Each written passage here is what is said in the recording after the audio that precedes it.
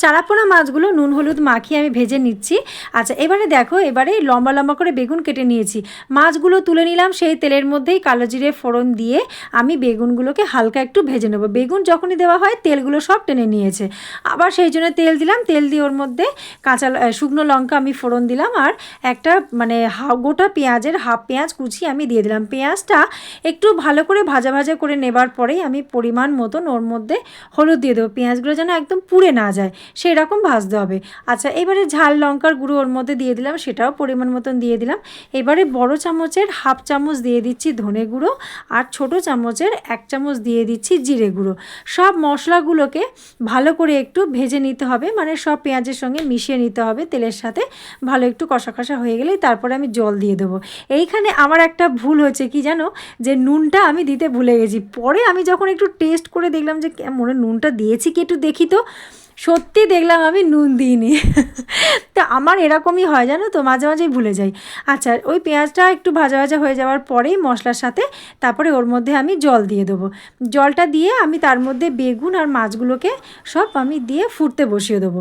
আচ্ছা, খানিকক্ষণ ফুটে যাওয়ার পরে আমি 3টে কাঁচা লঙ্কা চিড়ে নিয়ে আমি ওর মধ্যে দিয়ে দিলাম।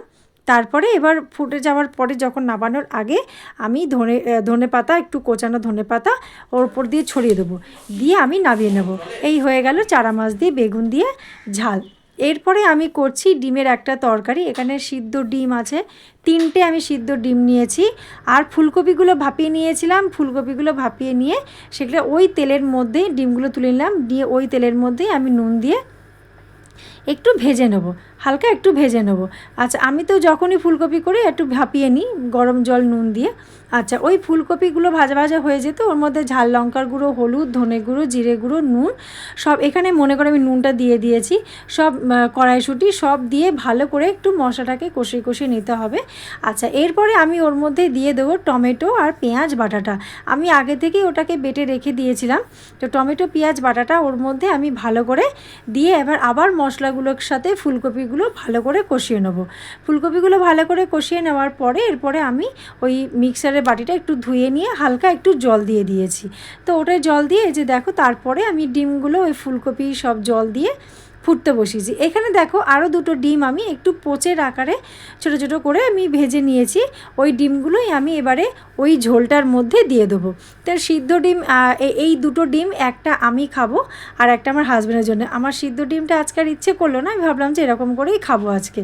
তো লঙ্কাটা যেটা আছে সেটা হচ্ছে আমার হাজব্যান্ড খাবে। আমি না লঙ্কাটা খুব একটা বেশি খাই না, একটু খেলেই আমার মানে পেটটা জ্বালা করে, সেই জন্য আমি কাঁচা লঙ্কাটা বা বেশি ঝাল আমি খেতে চাই না।